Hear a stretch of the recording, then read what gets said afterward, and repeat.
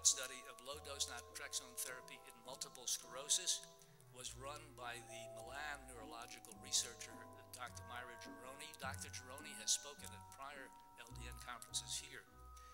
Several northern Italian hospitals began enrolling patients for this study during the first week of December last year, and she reports that the LDN treatment period has just finished this summer, and they're going to now begin to study the data and work through it, and the patients now are going to be followed for about 3 months before they really massage this.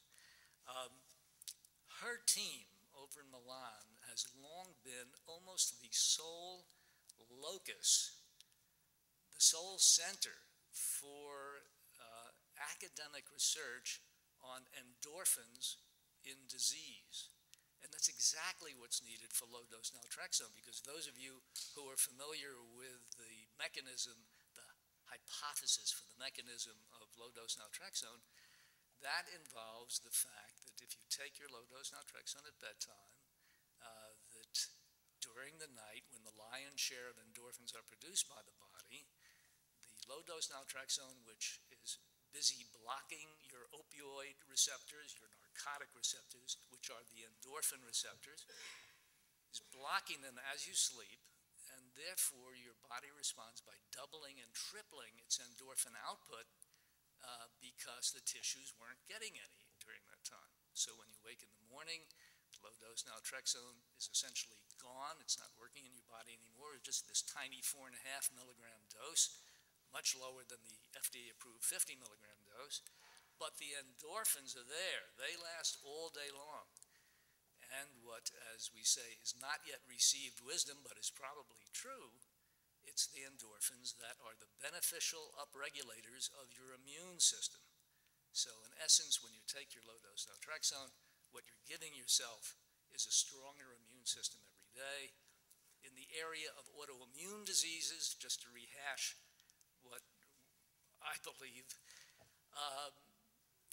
all the autoimmune diseases, bar none, are based on immunodeficiency. The immune system, in essence, is weak and is unable to discern the difference now between self and other, which is its very important central role. Not to attack self, attack foreign invaders. The moment the immune system is upregulated, it's strengthened, it learns again to stop attacking the joints in rheumatoid arthritis, or the kidneys in lupus, or the insulation around the nerves in multiple sclerosis. And that's why we're hearing that the vast majority of people with autoimmune diseases benefit so well from low-dose naltrexone. At any rate, finally, here's this Dr. Gironi, who was doing a trial of low-dose naltrexone in people with multiple sclerosis and measuring endorphins at one of the best centers who can do this research test. It happens that in Prague, just a week ago, there was a European Congress of Multiple Sclerosis, and Gironi and colleagues attended, and I'm just going to read you what they published in a statement about their study. This is a quote: "We have approached a 6-month pilot, multicentric, open-label therapeutic study with LDN aimed at evaluating its safety and efficacy on spasticity, pain, and fatigue occurring in 40 patients with primary progressive MS. Clinical and biochemical evaluations are performed at different time points during the study. Appropriate scales for testing spasticity, pain, and fatigue, for example, the Ashworth, the fatigue severity scale, the visual analog scale, are used as an integral part of the periodic neurological examination. Beta endorphin levels in peripheral blood mononuclear cells are also measured by radioimmunoassay. So far, 40 patients with a diagnosis of PPMS according to McDonald criteria have been enrolled in the study. It consisted of 19 males, 21 females, mean age 53 years, mean age at onset of their illness 41 years, and the mean expanded disability status scale of the participants was 5.5. Now, those of you who have not memorized the EDSS scale, 5.5 defines out as the person is able to walk 100 meters without aid or rest. Disability precludes full daily activities.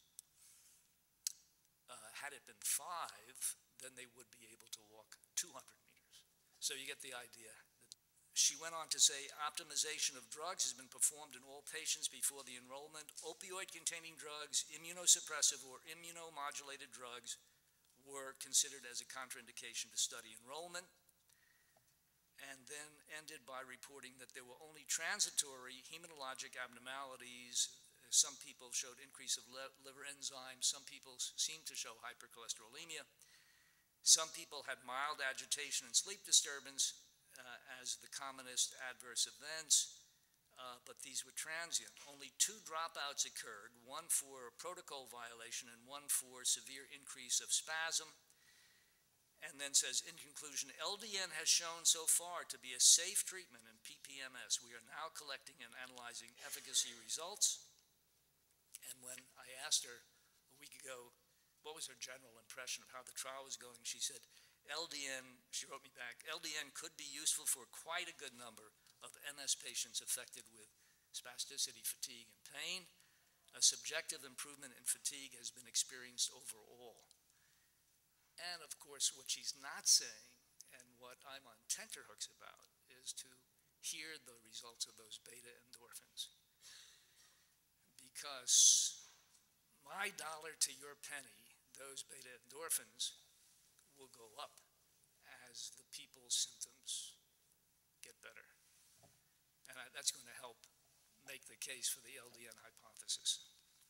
Number 4, if you had to pick a medical center in the United States that's outstanding and has an outstanding neurological department, you'd have to include right up near the top University of California, San Francisco, and by great good fortune and a lot of help and contributions from all of us who contributed to this, a study of LDN, the treatment of MS, is running. And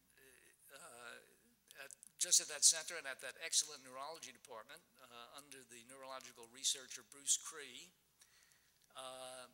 and I'm going to give you some details about it. Some 80 patients with MS involved in the double-blind, randomized, placebo-controlled, crossover design study of the effects of low-dose naltrexone on quality of life as measured by the Multiple Sclerosis Quality of Life Inventory.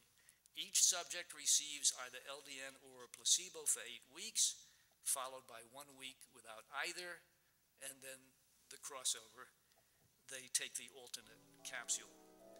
A substantial contribution, that's what I was referring to, toward the study was made by the LDN for MS Research Fund. I think we all raised all over the country, about $25,000 went to Bruce Cree to help get this thing moving. Dr. Cree reports as follows. When I wrote him, he says, the study is fully enrolled with 80 subjects and was closed for enrollment as of July. The trial will complete next month with preliminary analysis occurring in December.